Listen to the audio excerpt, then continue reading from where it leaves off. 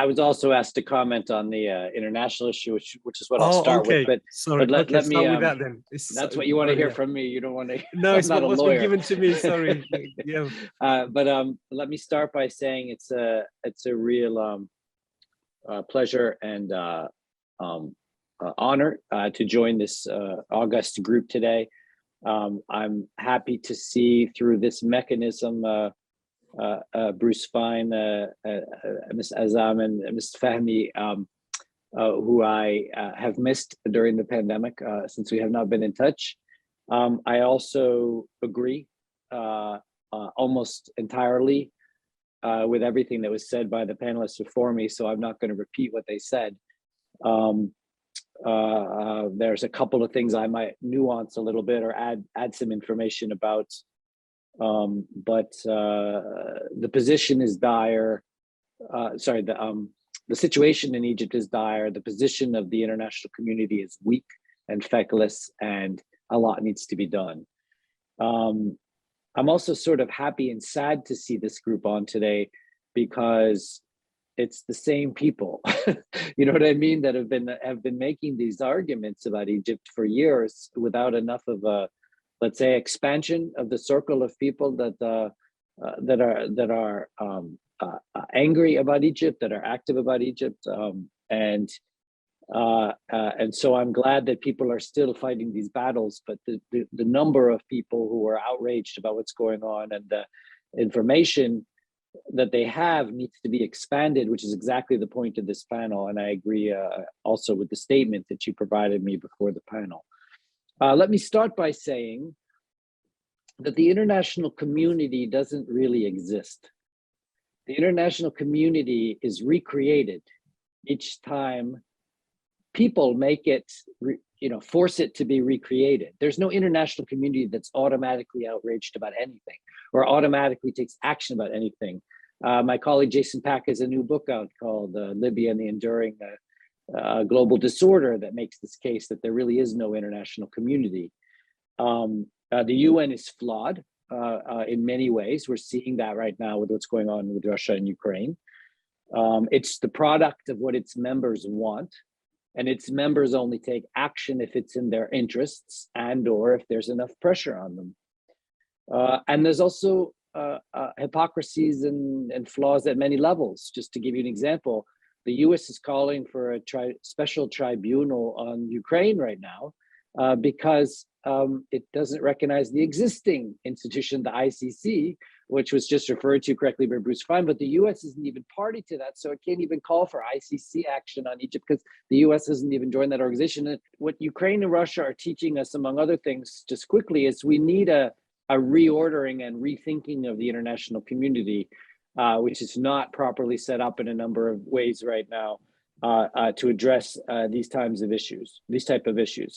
Let me also say, taking it to Washington for a minute, that Washington is poorly organized on Egypt, poorly organized on similar issues. And I work, as Dalia and Mahano, on Egypt and Tunisia on a daily basis. And we had similar frustrations on the Libya account and on the Tunisia account. And it took an extraordinary organizing effort to, for example, correct the US position on Tunisia, which was sort of okay last August, terrible from September to February, and it's sort of getting back on track again. And, we're talking about, hundreds of meetings, and lots of statements and position papers. And when I was getting ready for this presentation today, I was sort of poking around the pro-Egypt democracy and human rights community in Washington to see if there was any sort of new actions or new activities or new formations. And what I found was very little. There's very little going on. And so until Egyptian diaspora in the US gets better organized, until more organizations speak out on Egypt than just POMED and the Egyptian Working Group, which have both been relatively weak on Egypt, and I'm happy to say more about that during the Q&A, and until there's new resources, human resources, financial resources, and all the other things that are necessary. Not only will the public dialogue on Egypt be relatively moribund and silent and weak in Washington, but there won't be a constituency to press for it that's making itself heard. I did, which is what makes it happen. I did hear there's a group coming from London next week. I just heard about it this morning. I haven't heard about them having organized any meetings. I heard that there's another group that's thinking about sort of brainstorming, reorganizing the Egyptian community. But here we are, 9 years later, coming out of the pandemic, and the Egyptian community, diaspora, and pro-democracy advocacy community needs a jump start in Washington. It's, Egypt is, the diaspora is 10 times larger, the population's 10 times larger than the other countries I'm talking about. How bad things are much worse than 10 times worse, and yet the Egyptian activities in Washington are probably 1/10 of what we see on some of the other countries I mentioned.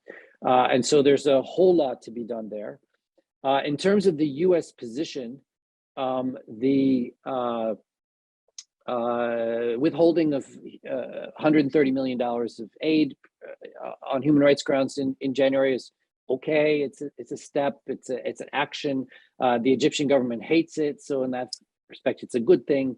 The US levels of assistance to Egypt are fixed by the Camp David Accords, but there's a whole lot more that can be done through Congress to withhold larger amounts for longer periods to cause more pressure and more heartburn in Cairo than is currently the case.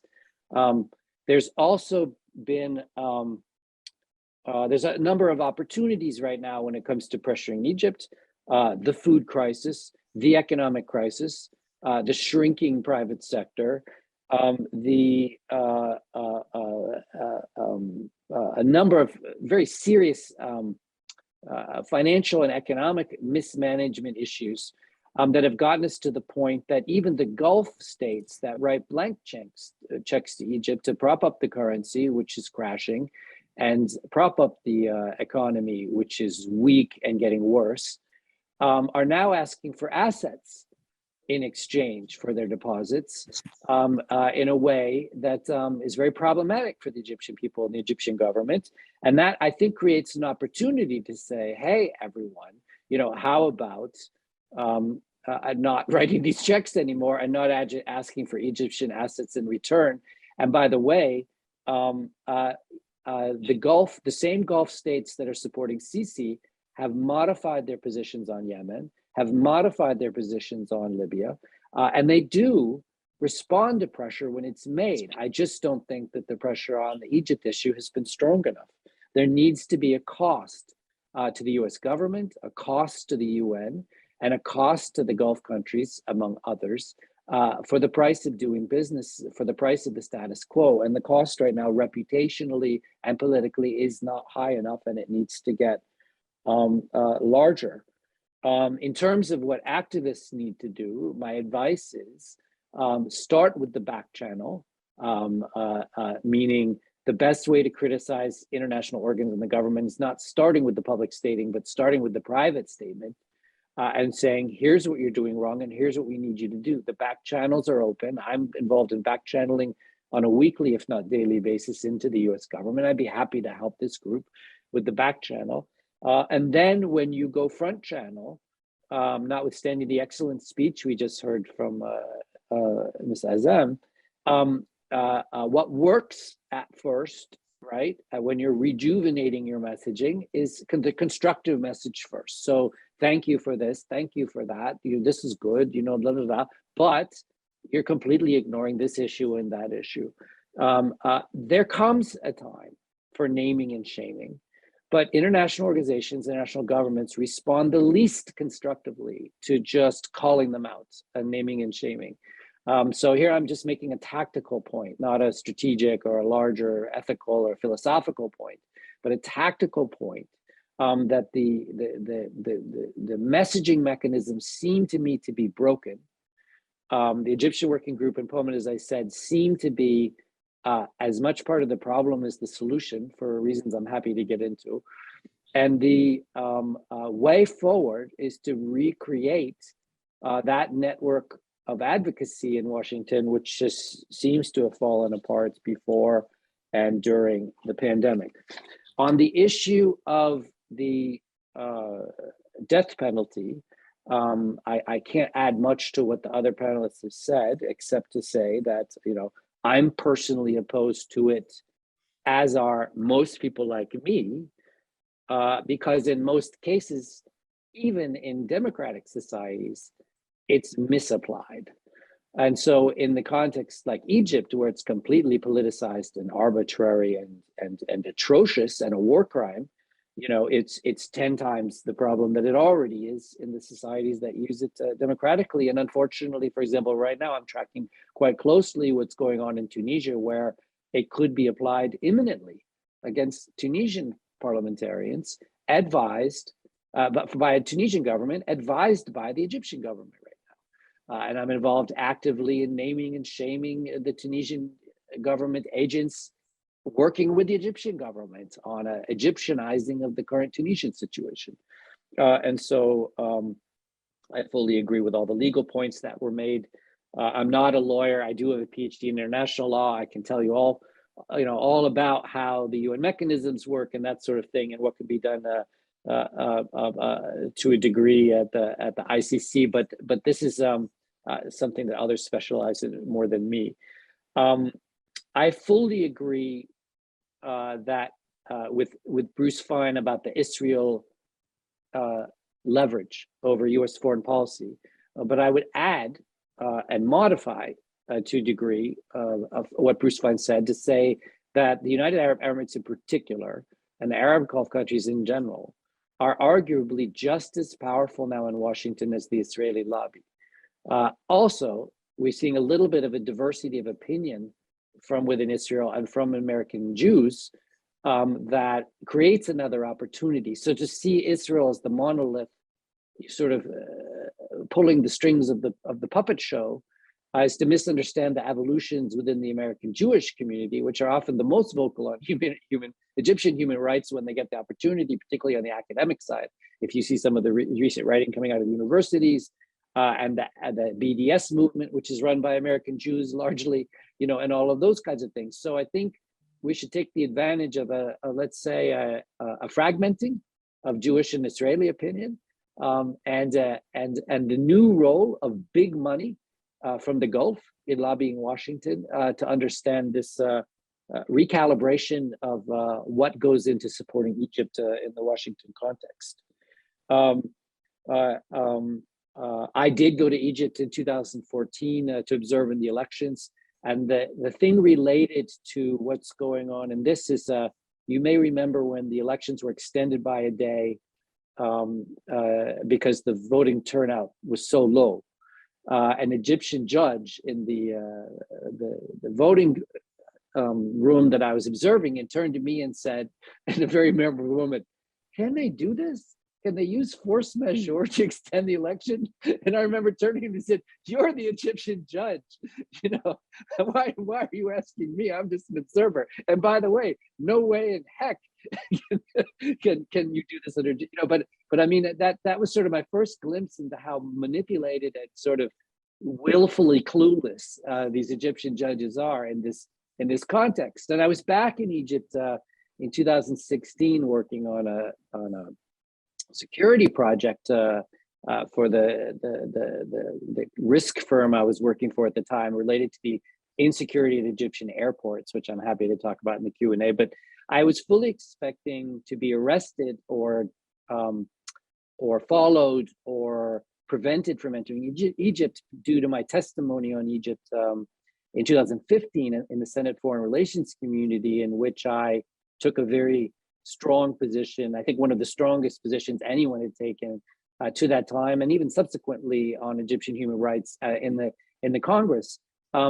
They did not block me from getting in. I found out later they just hadn't tracked which is interesting because a whole session on Egypt in the U.S. Congress and the Egyptian government wasn't aware, who had spoken and what they had said. That sort of surprised me. But notwithstanding the systemic and systematic oppression going on in Egypt, there's a lot of Keystone Cops here too. There's a lot of incompetence in the Egyptian government. There's a lot of lack of awareness of what goes on in the world, as evidenced by the Egyptian group in Moscow right now and their trip to Poland, thinking they could actually have a role in this current crisis. And also when I was in Egypt at the time, there were cabinet reshufflings going on, and in each case, the cabinet would get worse and worse and worse with each reshuffling. So let me say that notwithstanding the death and destruction of this regime, don't think that they're that competent.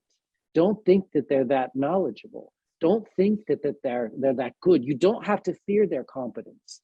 They are incompetent people as well as dictatorial and autocratic and atrocious and Machiavellian and butchers and everything else. But that comes as much from incompetence as competence. That's my point. And then just a quick note on the latest news from Egypt. I mean, I think to see Egypt as sort of just a linear bad thing is wrong. Things just got worse in Egypt with some of the most recent actions, the way in which instead of calling activists before they get arrested, they show up at your house in the middle of the day with 70 soldiers. The latest moves on the application of the death penalty, this ikhtiyar program on Egyptian television, which is farcical if it wasn't so tragic.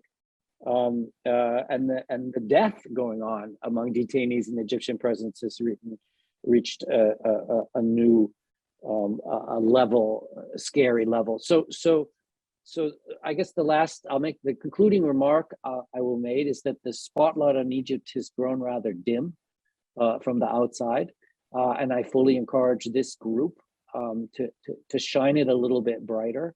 And that the Egyptians get organized in New York and Washington and internationally in ways they haven't really been in the recent years. And with that, I'm looking forward to listening to Dalia and the others. Thank you for this opportunity.